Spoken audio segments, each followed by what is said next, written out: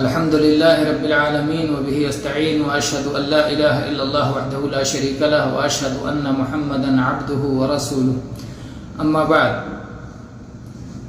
عبادت کے کیا شرائط ہیں یہ بتلانے سے پہلے ہم آپ کو یہ بتلا دیں کہ عبادت کی حقیقت اور اس کی اساس اور اصل کیا ہے، بنیاد کیا ہے۔ عبادت کی حقیقت ہے انتہائی درجے کی محبت اور ساتھ ہی انتہائی درجے کی عاجزی، پستی اور ذلت۔ جب یہ دونوں چیزیں اکٹھا ہو جاتی ہیں، کمال محبت اور کمال خضوع، یعنی انتہائی درجے کی محبت اور انتہائی درجے کی ذلت و پستی اور جھکاؤ، خضوع، تو وہ چیز عبادت ہو جاتی ہے۔ اگر کوئی شخص کسی سے محبت تو کرتا ہے لیکن اس کے لیے ذلت اختیار نہیں کرتا، اس کے سامنے جھکتا نہیں ہے، اس کے لیے پستی اختیار نہیں کرتا، تو اس کا عبادت کرنے والا نہیں ہو سکتا ہے۔ اور ایسے ہی اگر کوئی شخص کسی کے سامنے جھکا ہوا ہے، کسی کے سامنے ذلیل ہے، کسی کے سامنے پستی اختیار کیے ہوئے ہے لیکن دل میں اس کی محبت نہیں ہے، تو پھر اس کا عبادت گزار نہیں ہو سکتا ہے، اس کا عبادت کرنے والا نہیں ہو سکتا ہے۔ تو ان دونوں صورتوں میں عبادت نہیں ہو سکتی۔ عبادت تبھی ہوگی جب انتہائی درجے کی محبت ہو اور ساتھ ہی انتہائی درجے کی ذلت اور پستی بھی ہو۔ اور یہ بات آپ یاد رکھیں کہ اللہ تعالیٰ کی عبادت اللہ کے ہاں اس وقت تک قابل قبول نہیں ہے جب تک کہ اس کے شرائط کی تکمیل نہ کر دی جائے۔ تو کیا شرائط ہیں آئیے جان لیں۔ بہت زیادہ شرائط نہیں ہیں، عبادت کے لیے دو شرائط ہیں یا دو شرطیں ہیں۔ عبادت کی دو شرطیں ہیں، پہلی شرط ہے اخلاص اور دوسری شرط ہے اللہ کی شریعت کے موافق ہونا۔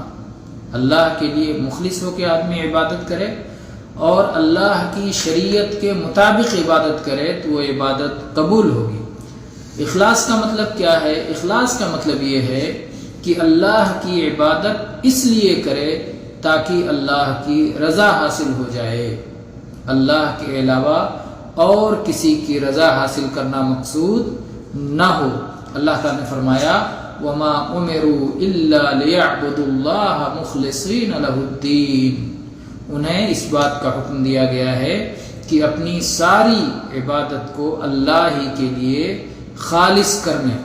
اسی طرح سے امام صدیق حسن الحسینی علامہ ہند قنوجی رحمہ اللہ فرماتے ہیں اس بات میں کوئی اختلاف نہیں کہ اخلاص کسی بھی عمل کے صحیح ہونے کے لیے اور کسی بھی عمل کی مقبولیت کے لیے شرط ہے، اور اس شرط کی بنیاد پر اگر کسی شخص نے کوئی عبادت کی اور اس کا مقصود اللہ کی رضا کے سوا کچھ اور تھا، اس کی نیت یہ تھی کہ لوگ اس کی تعریف کریں یا کوئی دنیاوی مفاد اسے حاصل ہو جائے یا لوگوں کی دیکھا دیکھی، لوگوں کی تقلید میں وہ ایسا عمل کر رہا ہے اور اپنے عمل سے اللہ کی رضا اور اللہ کا انعام اور اللہ کے حکم کی تعمیل اور اللہ سے تقرب اس کا مقصود نہیں ہے، بلکہ کسی مخلوق کو راضی کرنا چاہتا ہے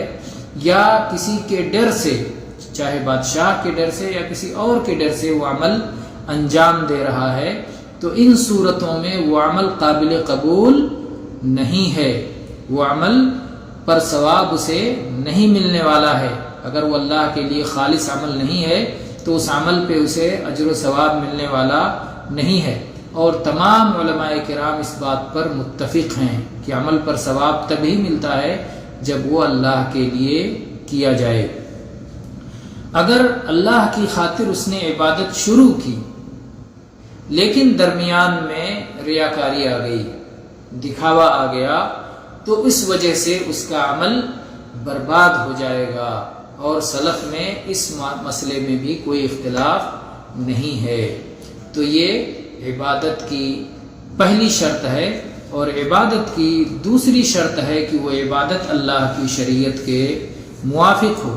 وہ اس طرح کہ جو وقت شریعت نے اس عبادت کے لیے مقرر کیا ہے اسی وقت وہ عبادت ادا کی جائے۔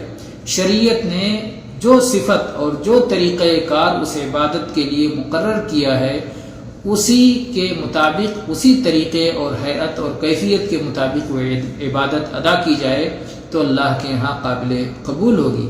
اللہ کی کتاب میں، نبی کریم صلی اللہ علیہ وسلم کی سنت میں جس طرح ثابت ہے، جو قول جو عمل جس طرح ثابت ہے ویسے ہی کرے، اپنی طرف سے نہ کوئی قول اس میں بڑھائے اور نہ کوئی عمل بڑھائے، اور نہ ہی اس کے متعین وقت کے علاوہ کسی اور وقت میں اسے ادا کرے۔ اگر کوئی شخص اللہ کے لیے کوئی ایسی عبادت کرتا ہے جو شرعی طور پر ثابت نہیں ہے تو وہ عبادت اللہ کے ہاں قابل قبول نہیں ہوگی، کیونکہ ایسا کرنا محمد الرسول اللہ کی گواہی دینے کے خلاف ہے۔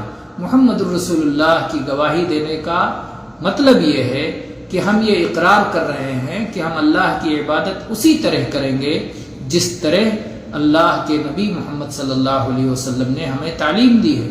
تو اللہ کے نبی محمد صلی اللہ علیہ وسلم کی تعلیم کے مطابق ہی اللہ کی عبادت کی جائے گی، آپ کی شریعت کے مطابق ہی اللہ کی عبادت کی جائے گی۔ اللہ تعالیٰ نے ارشاد فرمایا وَمَا آتَاكُمُ الرَّسُولُ فَخُذُوهُ وَمَا نَهَاكُمْ عَنْهُ فَانْتَهُوا، رسول جو کچھ دے دیں اسے لے لو اور جس سے روک دیں اس سے رک جاؤ۔ اور اللہ کے نبی صلی اللہ علیہ وآلہ وسلم نے فرمایا ہے من احدث فی امرنا ھذا ما لیس منہ فہو رد، یہ متفق علیہ حدیث ہے کہ ہمارے دین میں جو اپنی طرف سے کوئی نئی بات ایجاد کرے تو اسے رد کر دیا جائے گا، اسے ہرگز قبول نہیں کیا جائے گا۔ اور ایسے ہی صحیح مسلم کی روایت میں الفاظ ہیں من عمل عملا لیس علیہ امرنا فہو رد، جو شخص کوئی ایسا کام کرے جو ہماری شریعت کے مطابق نہیں ہے، جو محمد رسول اللہ صلی اللہ علیہ وسلم کی شریعت کے مطابق نہیں ہے تو وہ عمل مردود قرار پائے گا۔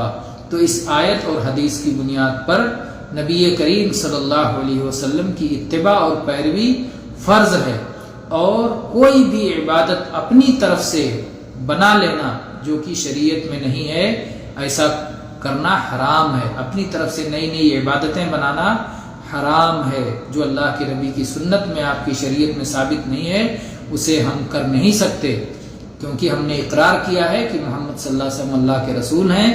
ہم اللہ کی عبادت اسی طرح کریں گے جس طرح محمد صلی اللہ علیہ وسلم کی شریعت اور سنت میں ثابت ہوگا۔ تو ہم نے آج عبادت کی شرطوں سے متعلق گفتگو کی۔